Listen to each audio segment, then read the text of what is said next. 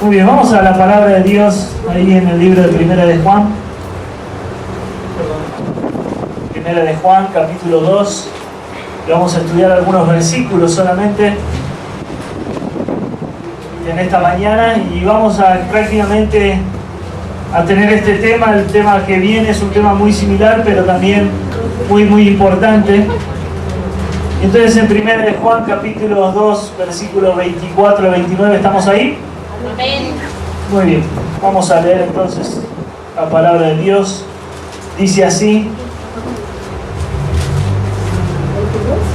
24 al 29. Dice: lo que habéis oído desde el principio permanezca en vosotros.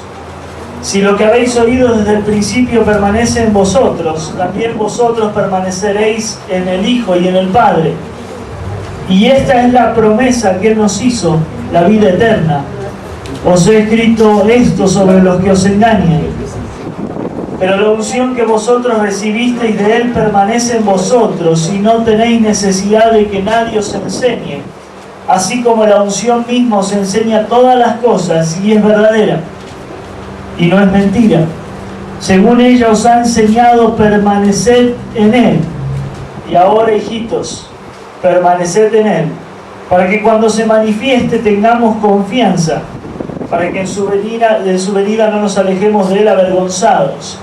Si sabéis que Él es justo, sabed también que todo el que hace justicia es nacido de Él. Y entonces encontramos ahí en Primera de Juan unos versículos pero muy interesantes que nos hablan de lo importante de permanecer en la verdad. Y hoy vamos a hablar de eso, de permanecer o permaneciendo en la verdad. Y sabes, Juan tenía mucho que enseñar acerca de este principio de estar permaneciendo en la verdad de Dios. El libro de Juan es un libro que escribe ese apóstol conocido del amor, aunque no siempre fue el apóstol del amor.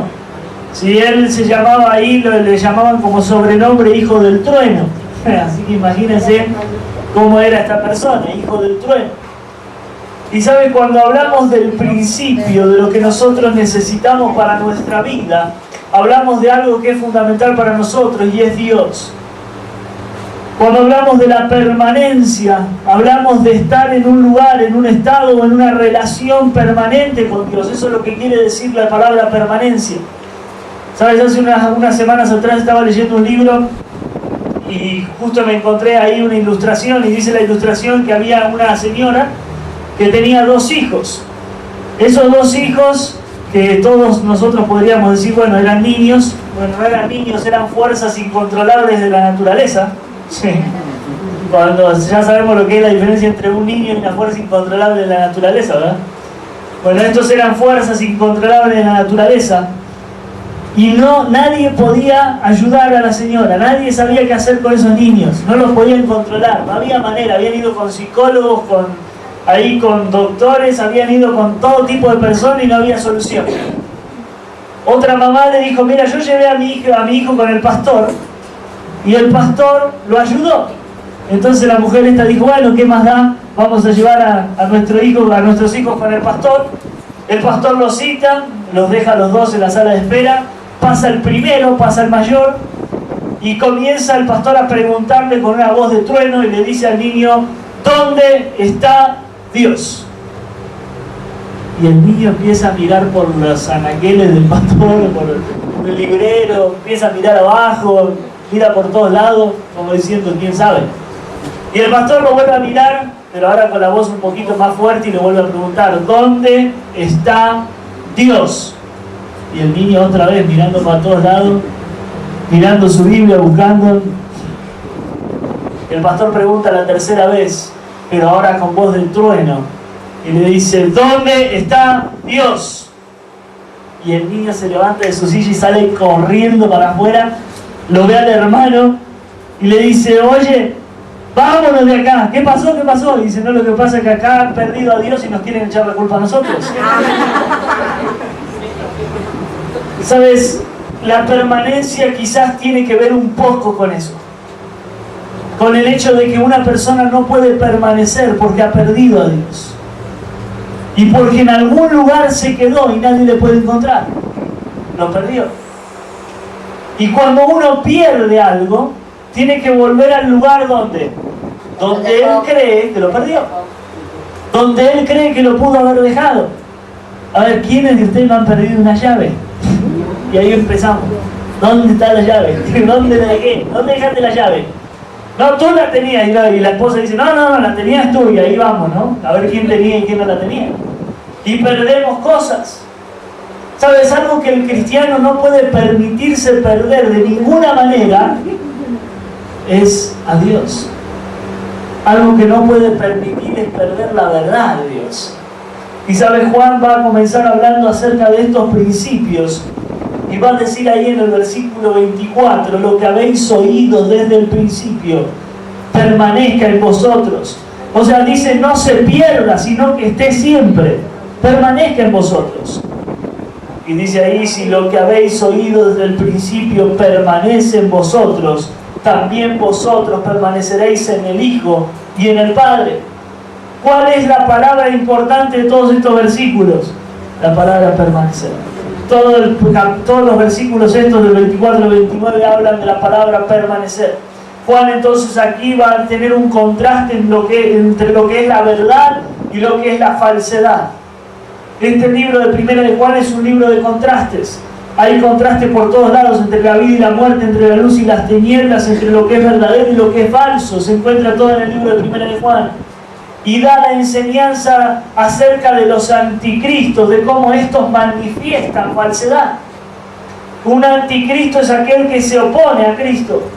Y no solamente va a haber un anticristo en el tiempo futuro, sino que se van a manifestar anticristos. Y esos anticristos que se manifiestan son aquellas personas que han dejado la verdad de Dios, aquellos que no permanecen. Aquellos que quizás Juan dice en unos versículos anteriores, el versículo 19, salieron de nosotros, pero no eran de nosotros, porque si hubiesen sido de nosotros, habrían permanecido con nosotros. Pero salieron para que se manifestase que no todos son de nosotros. Es decir, ahí está el principio de la permanencia. El primer aspecto importante dentro de permanecer en la verdad es el principio de la permanencia. Este principio tiene que ver con lo que Juan está hablando en ese versículo 24, lo que habéis oído desde el principio. Ahora, si vamos a lo que habéis oído desde el principio, tenemos que ir a Primera de Juan, capítulo 1, versículo 1. Dice, lo que era desde el principio, lo que hemos oído, lo que hemos visto con nuestros ojos, lo que hemos contemplado, y palparon nuestras manos tocante al verbo de vida, porque la vida fue manifestada y la hemos visto y testificamos y os anunciamos la vida eterna, la cual estaba con el Padre y se nos manifestó. Lo que hemos visto y oído, eso os anunciamos, para que también vosotros tengáis comunión con nosotros, y nuestra comunión verdaderamente es con el Padre y con su Hijo Jesucristo. El principio tiene que ver ahí con el fundamento. ¿Sabes? A mí me llama muchísimo la atención que Juan, hablando del principio, habla de 3 tiempos diferentes. En primer lugar, habla de un presente. Cuando el versículo 24 dice, permanezca en vosotros. O sea, en este momento, en el presente, esté en cada uno de nosotros la permanencia de la verdad. La pregunta es, ¿permanecemos en la verdad? No permanecemos en la verdad cuando estamos solamente un domingo en la iglesia o cuando leemos solamente un momento la palabra de Dios. Permanecer es una actitud de corazón, de estar en un lugar, en un estado y una relación. Estar ahí, contemplar. Y ves, aquí encontramos ese principio presente de permanecer, permanezca. Pero también ahí hay un posible condicional más adelante en el versículo 24, cuando dice, si lo que habéis oído desde el principio permanece en vosotros. Sí, si lo que habéis oído permanece en vosotros. Entonces ahí hay un condicional, diciendo es una condición. Puede que permanezca, puede que no permanezca, es una condición. Y entonces ahí está el principio de la permanencia, pero también hay un futuro indicativo, y ese futuro habla de cuando nosotros permanecemos. también vosotros, dice ahí, permaneceréis en el Hijo y en el Padre. Y entonces ahí está la bendición de permanecer. El hecho de que la persona que permanece en el presente, si continúa permaneciendo, él permanece en el Padre y en el Hijo. Y entonces Juan habla de todo este principio de permanencia. Ahora, ¿qué era este principio de permanencia? Cuando usted escucha la palabra principio, ¿en qué piensa? ¿Qué es lo que lo lleva a pensar? Cuando Juan hablaba del principio, Juan hablaba en primer lugar acerca de la predicación apostólica, lo que habían oído desde el principio. ¿Sabes? Hoy en día vamos escuchando y vamos sabiendo y vamos aprendiendo de muchas otras cosas. Pero si el principio no fue fundamental en la vida, entonces puede que luego la persona se vaya a descarriar o se vaya a ir hacia otro viento de doctrina. Es impresionante lo que la palabra de Dios está diciendo cuando habla de aquellas personas que son arrastradas por todo viento de doctrina, de un lado hacia otro. Y sabes, hoy en día estamos en ese tiempo, en el tiempo donde las personas son arrastradas por el viento de doctrina de una parte a la otra. La doctrina es el principio, la doctrina es la predicación apostólica, aquello que hemos recibido al comienzo, aquello que nos ha alcanzado, pero aquello que muy fácilmente podemos dejar si el fundamento no fue sólido. Si yo pienso en construir un edificio, y quizás lo hemos visto varias veces, pero si pensamos en construir un edificio, nos vamos a dar cuenta que necesitamos un buen fundamento, un buen comienzo para poder hacer un gran edificio. Es muy difícil hacer un cimiento para una casa de un piso y luego querer meterle 3. ¿Qué es lo que va a pasar? Se va a caer. Sí, por lógica. Es muy difícil que pueda permanecer una casa que fue construida sobre la arena y que luego la quise ahí que no le afectaran los vientos o no le afectaran las lluvias. Va a ser muy difícil, la va a afectar. La palabra de Dios lo dice. Los compararé a un hombre sabio que edificó su casa ¿sobre qué? Sobre la roca. Ese es el fundamento, es el principio. El principio, el comienzo es importante. Porque como usted comienza, quiere decir hasta dónde usted va a llegar. Podemos ver y decir, quizás personas que han comenzado, y yo digo, este es un buen discípulo, está comenzando bien. Y tiene un buen principio. Y yo puedo decir, bueno, él va a terminar bien. ¿Por qué? Porque ha comenzado bien. ¿Sabes? Hay personas que van la vida diciendo que lo más difícil en la vida es terminar bien. Pero lo más difícil en la vida no es terminar bien. Lo más difícil en la vida es permanecer. Eso es lo difícil. Porque si una persona puede permanecer, se puede mantener en un estado, en un lugar o relación con Dios, entonces más adelante va a tener la posibilidad de terminar bien. Pablo empezó bien, ¿se acuerdan? Pablo empezó bien, conoció al Señor, de ahí pasó con Ananías, de estar con Ananías, ahí Pablo fue a Arabia, estuvo 3 años en Arabia, aprendió y tuvo una relación con Dios, conoció la palabra de Dios, regresó a Jerusalén, se presentó ante el liderazgo de Jerusalén, se presentó ante Pedro. ¿Ves? Pablo fue dando pasos de principios correctos. ¿Y cómo terminó Pablo? Si segundo de Timoteo dice, he peleado la buena batalla, he acabado la carrera, he guardado la fe. Pablo terminó bien. Pero el secreto de terminar bien tuvo que ver con permanencia. Permaneció y permaneció y permaneció. Permaneció aún más allá de los naufragios. Permaneció aún más allá de las picaduras de serpiente. Permaneció más allá de los hambres, de las escasez. Permaneció más allá de los momentos de abundancia. Permaneció en momentos de azotes.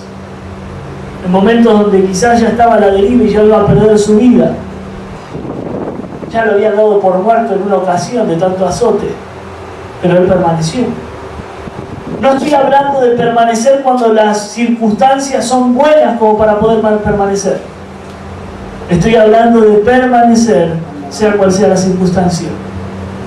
Permanecer, sea cual sea la situación. Permanecer, sea cual sea el camino. Pero permanecer al fin. Porque eso es lo que nos va a terminar dando la victoria. Luego dice no solamente permanecer, y al principio tiene que ver con la predicación apostólica, sino tiene que ver con la persona y la obra de Cristo. Porque esa es la predicación apostólica, es la persona y la obra de Cristo. ¿Sabes? Hay ahora movimientos que se están centrando en el sentimiento de las personas, se están centrando en las emociones de las personas, se están centrando en las necesidades de las personas, pero no se están centrando en la persona y la obra de Cristo, que es en lo que se tiene que centrar.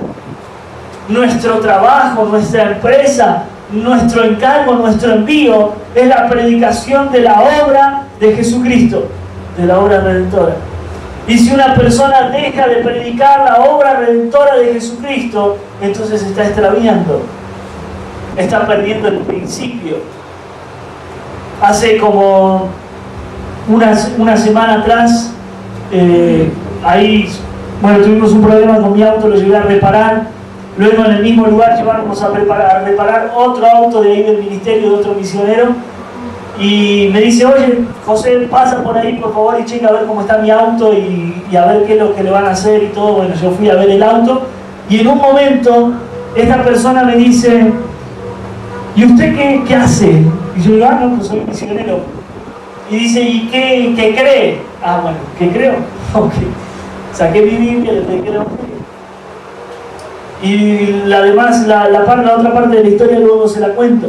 El principio, la predicación de la obra de Jesucristo, de lo que Cristo hizo por usted. A veces nos enfocamos tanto en nosotros. ¿Qué es lo que necesito? ¿Qué es lo que quiero?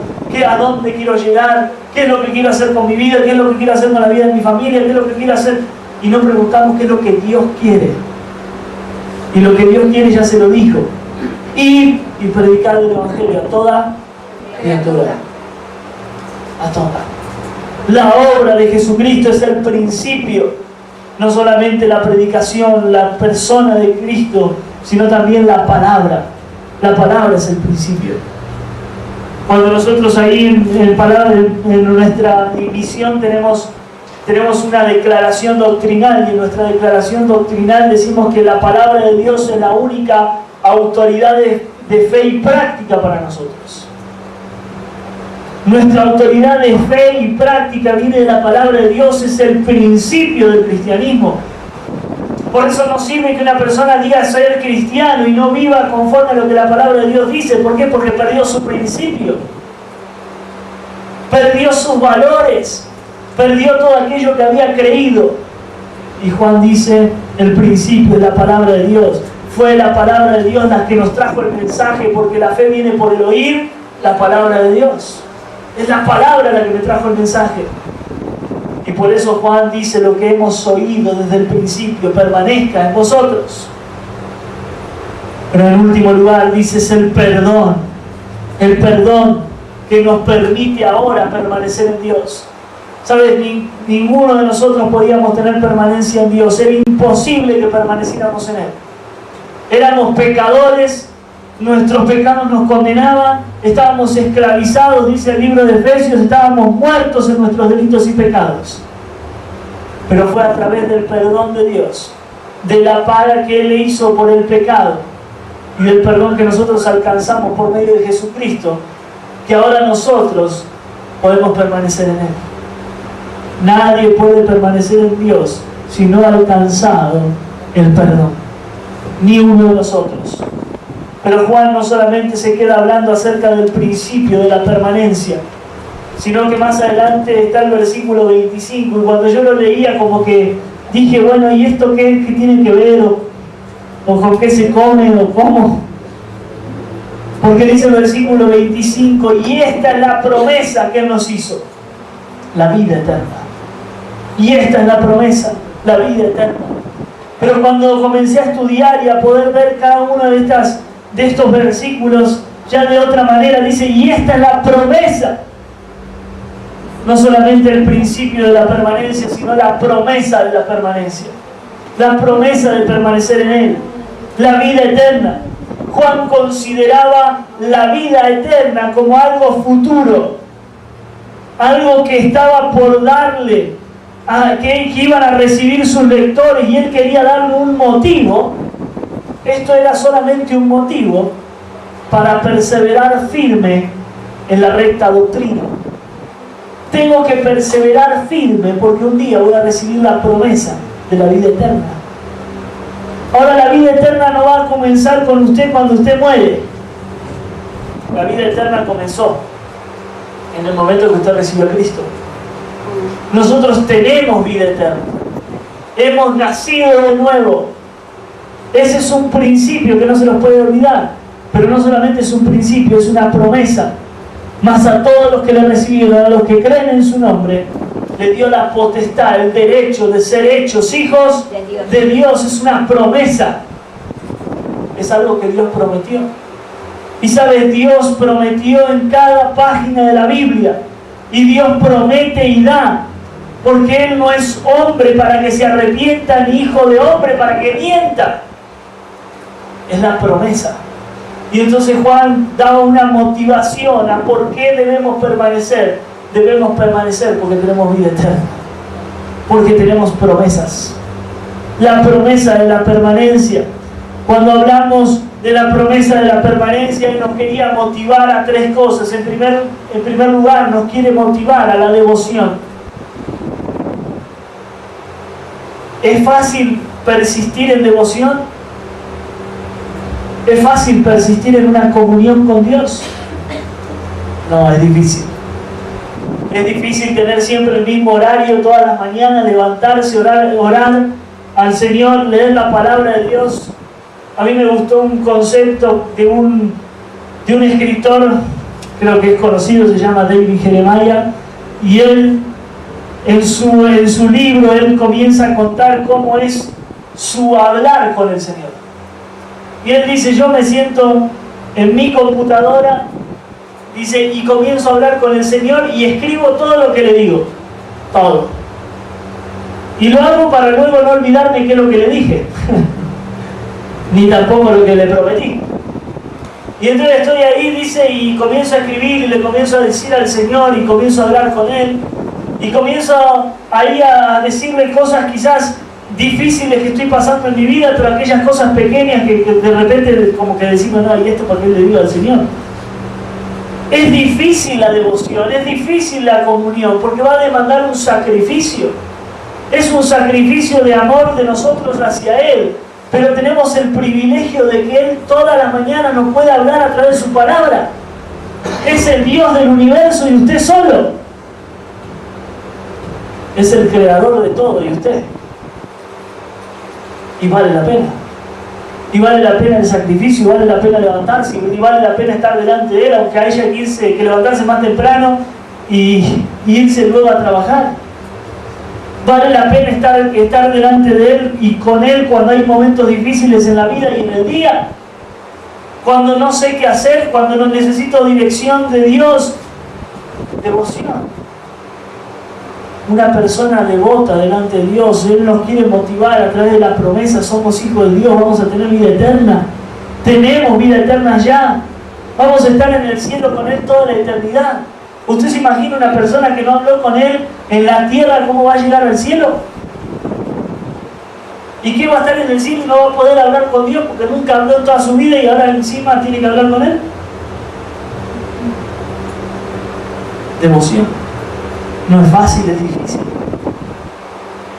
Es muy difícil, pero vale la pena. Él no solamente quiere motivarnos a la devoción, quiere motivarnos a la doctrina. Las enseñanzas que había eran peligrosas. El versículo 18 dice, hijitos, ya es el último tiempo. Y según vosotros oísteis que el anticristo viene, así ahora han surgido muchos anticristos. Por esto conocemos que es el último tiempo. Salieron de nosotros, pero no eran de nosotros. Porque si hubiesen salido de nosotros, hubiesen sido de nosotros, habrían permanecido con nosotros. pero salieron para que se manifestase que no son de nosotros. Pero vosotros tenéis la unción del Santo y conocéis todas las cosas. No os he escrito como si ignoraseis la verdad, sino porque la conocéis y porque ninguna mentira procede de la verdad. Y él toma este contexto, este contraste entre lo que es la verdad y la mentira para hablar acerca de la doctrina, de motivar a las personas a permanecer en la doctrina. Dice en la segunda carta de Juan, versículo 4, dice: mucho me regocijé porque he hallado a alguno de tus hijos, no a todos, dice: a alguno de tus hijos andando en la verdad, conforme al mandamiento que recibimos del Padre.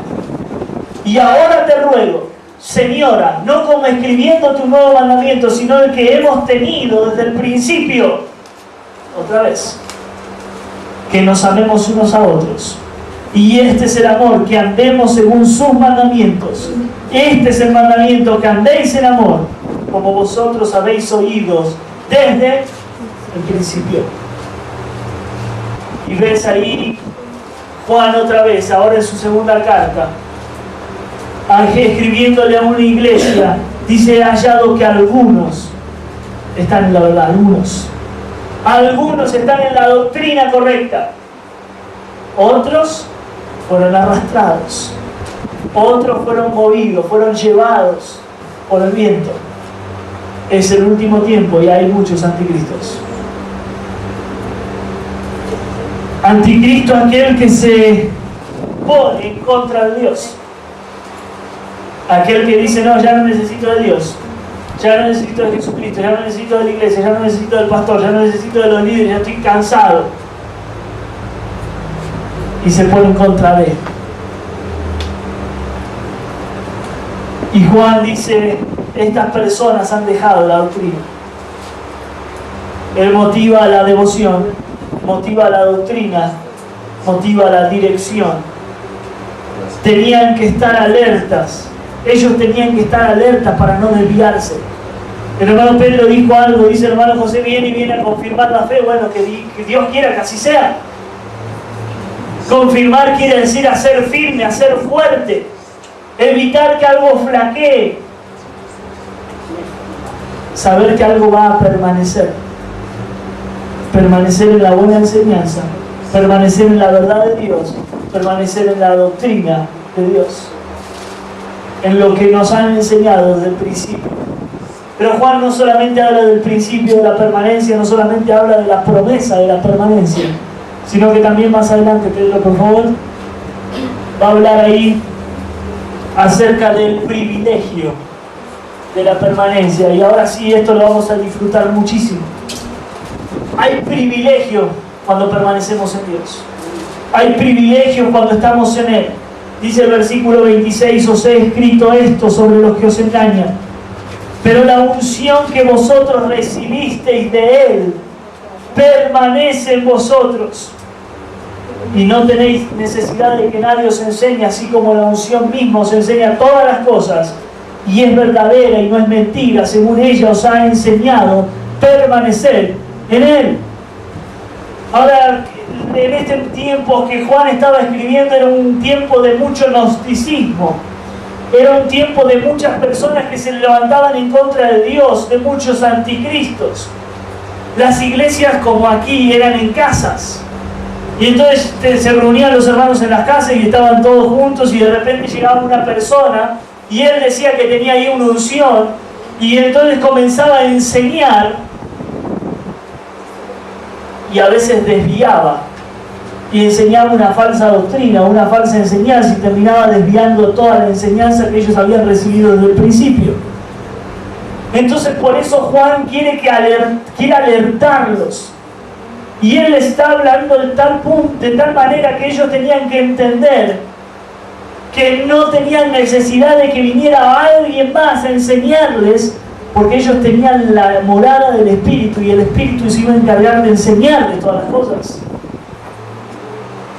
Lo dice en el sentido, no lo dice en el sentido de que es malo que otra persona te enseñe, sino más bien lo dice en el sentido de una persona que viene enseñando algo que no es verdadero. Fíjense que Juan, en 2 de Juan, toma la misma idea y dice el versículo 8: mirad por vosotros mismos para que no perdáis el fruto de vuestro trabajo, sino que recibáis galardón completo. Cualquiera que se extravía y no persevera en la doctrina de Cristo no tiene a Dios.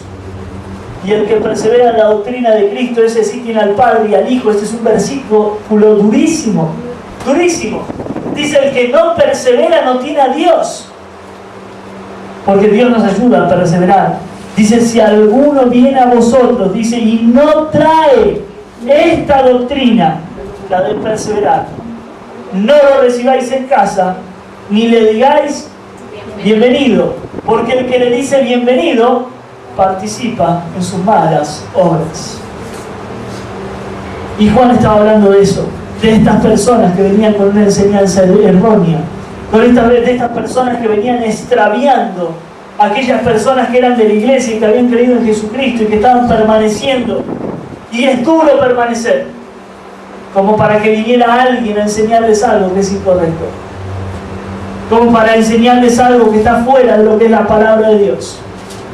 Pero Juan también le va a decir: te voy a decir cuál es el privilegio de la permanencia. El privilegio de la permanencia es la morada. Morada. Dice: vosotros, el versículo 20, pero vosotros tenéis la unción del Santo y conocéis todas las cosas. La unción, hermanos, no es eso que nos han engañado y que nos han enseñado, y que de repente viene una persona que tiene la unción y se la pasa al otro y le pasa la unción y aquel otro va y lleva la unción y el otro, y ahí viene el ungido. No, no tiene que ver con eso. Dice ahí: pero vosotros tenéis la unción del Santo. Y la unción en la palabra de Dios es la palabra morada. Vosotros tenéis la morada del Santo. ¿Qué morada tenemos nosotros? La palabra de Dios. La morada del Espíritu. La morada del Espíritu. El Señor Jesús,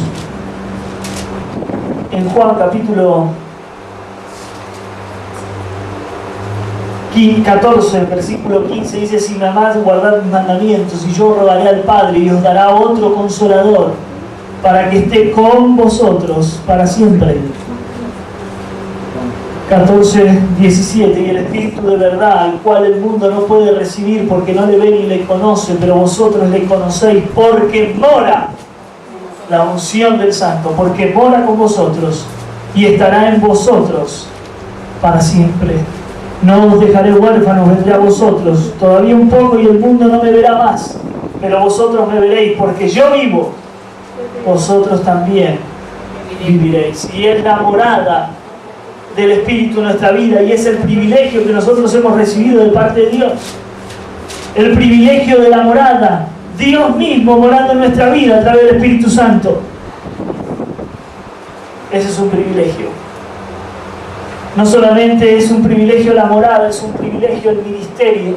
El ministerio del Espíritu Santo, entre uno de sus ministerios, es que Él os enseñará todas las cosas.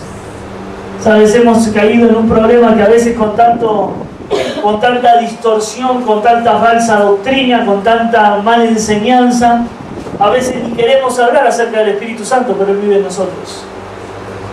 Y tenemos que conocer cuáles sí son sus ministerios. El ministerio del Espíritu Santo no es tirar gente.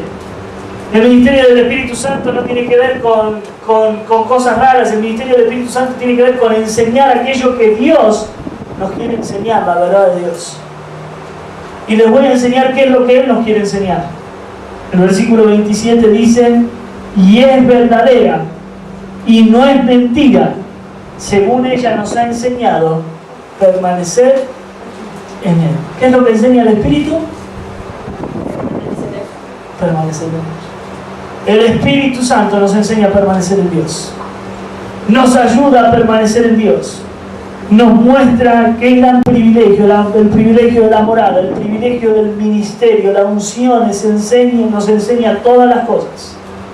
Jesús había dicho: y Él os enseñará todas las cosas.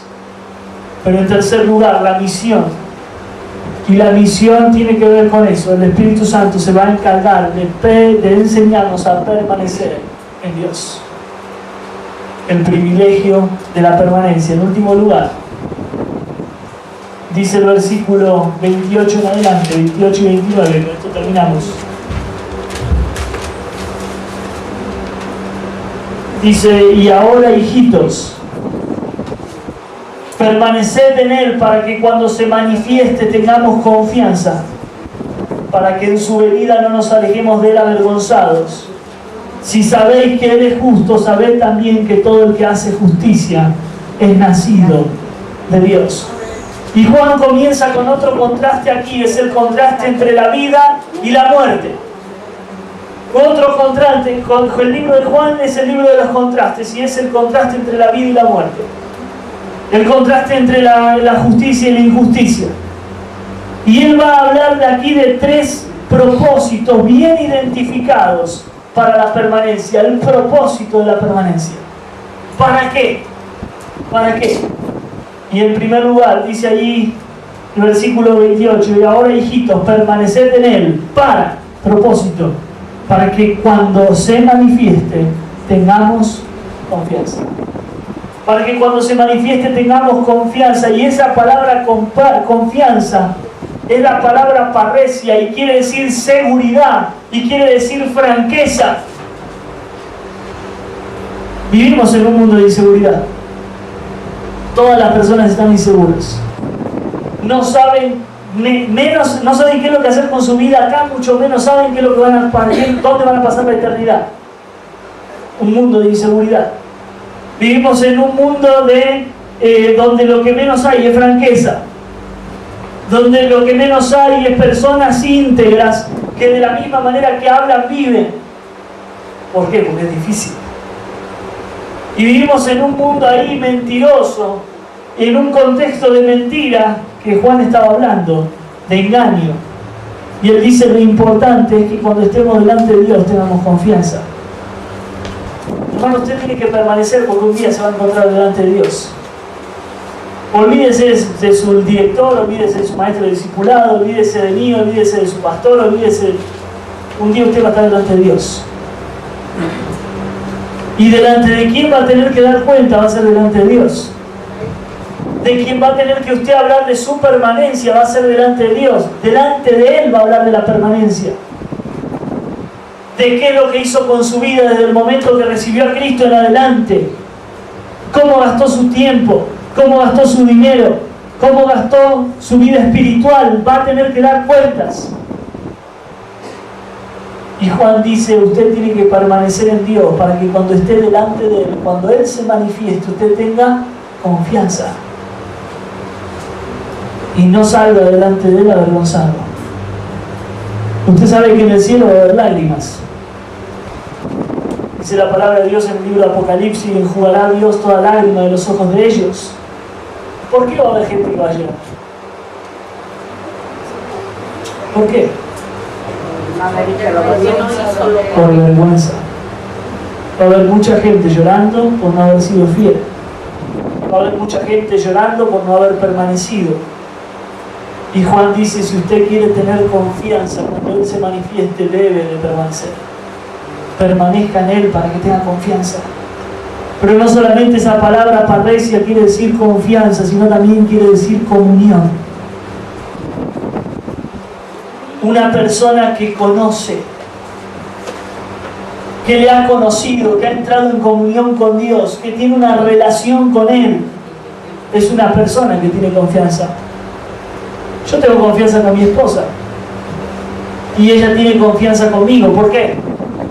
Porque es mi esposa, porque nos conocemos, porque tenemos comunicación. Una persona que va a tener confianza de Dios es una persona que tuvo comunión con Dios toda su vida. Y el secreto de la permanencia, hermanos, no está en el esfuerzo propio por tratar de permanecer, sino más bien por la ayuda de Dios a través de la comunión, lo que nos va a ayudar a permanecer. Una persona que sabe y que ha vivido quizás un montón de momentos difíciles y que sabe cómo Dios le ha ayudado cuando ella o él ha clamado a Dios, es una persona que va a seguir en comunión. Porque sabe lo que es estar de la mano de Dios.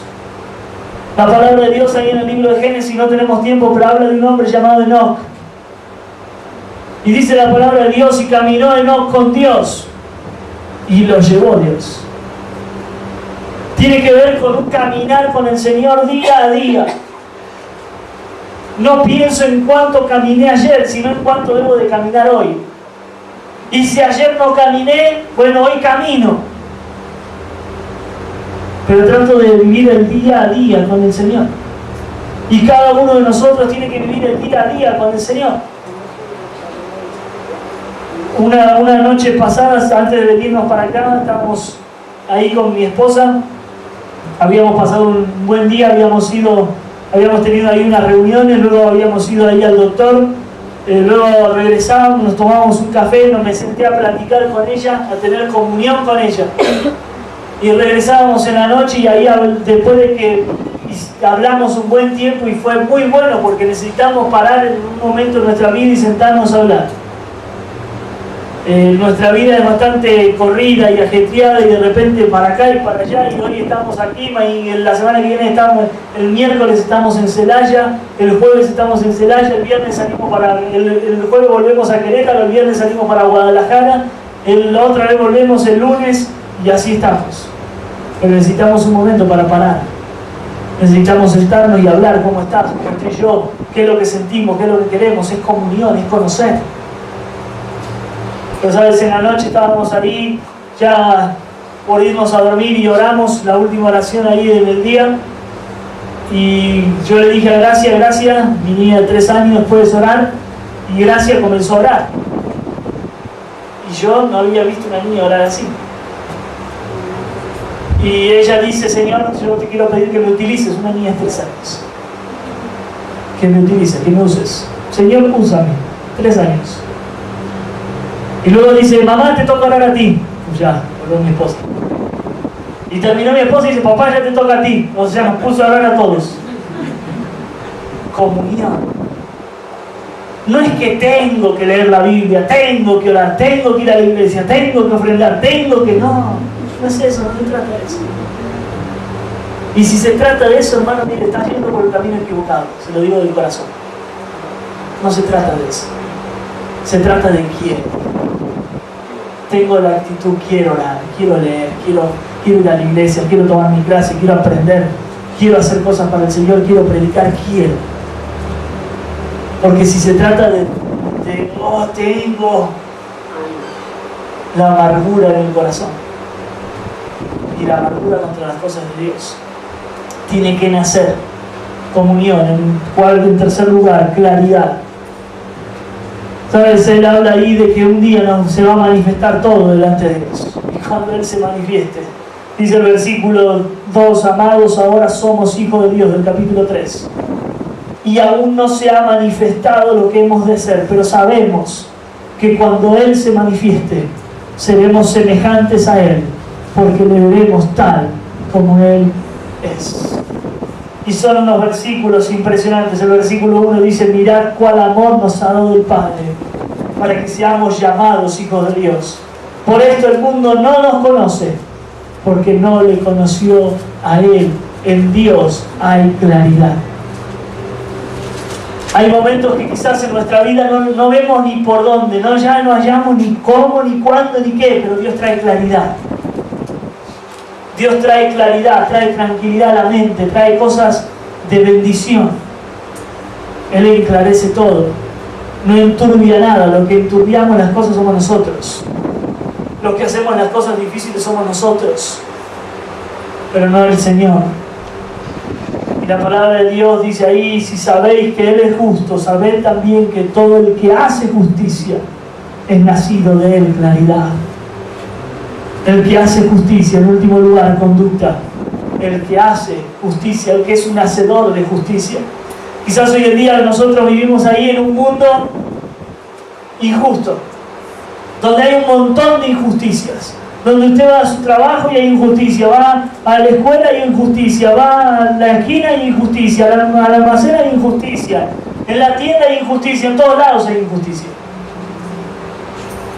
Pero Juan ahí nos encarga algo, dice, y todo el que hace justicia es nacido de él. ¿Sabe de dónde tiene que venir la justicia? De acá. La justicia viene de nosotros. Dice la palabra de Dios que nosotros somos hacedores de justicia. Y es hacedor de justicia aquel que es nacido de Dios. Aquel que es hijo de Dios es un portador de justicia. Puede hacer justicia, debe de hacer justicia. Y ese es el propósito de permanecer en él.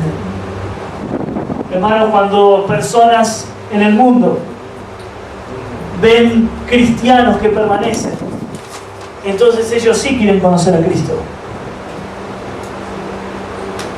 Me he topado con muchas personas que dicen, pero hay personas que dicen que son cristianos y cuando necesitas algo te dan la espalda. Hay personas que dicen que son cristianos pero te dicen una cosa y viven de otra forma. Hay personas que dicen que son cristianos pero nada más lo ves el domingo ir a su iglesia y en la semana son impíos. Y eso me lo dijeron personas inconversas, a las cuales yo quería predicar el Evangelio, y por un mal ejemplo esa persona se pierde. Pero de repente vienen a ver algo, o vienen a ver a alguien que está comprometido con el Señor, que está permaneciendo en Él, con sus luchas, con sus batallas, pero está permaneciendo en Él. Y entonces dicen, si yo quiero recibir a Cristo, no por lo que Él dice, sino por lo que Él hace, por cómo Él vive. Porque Él dice, yo amo a Cristo y con sus hechos lo ama. Él dice, yo amo a Cristo y con su familia lo ama. Él dice, yo amo a Cristo y con lo que es, lo ama. Y entonces permanece en Dios. Hermano, yo quiero hacer un llamado quizás en esta mañana a permanecer en Dios. A no cansarse, a no bajar los brazos. Dice ahí la palabra de Dios, y a su tiempo cegaremos, si no desmayamos. No desmayes, siga adelante. No deje el principio. Acuérdese de la promesa que Dios le hizo. Piense en el privilegio que Dios le dio, la morada del Espíritu. Y piense del propósito de la permanencia. Para que cuando Él se manifieste, no huyamos delante de Él avergonzados. Vamos a orar en esta mañana. Padre, te agradecemos por tu palabra.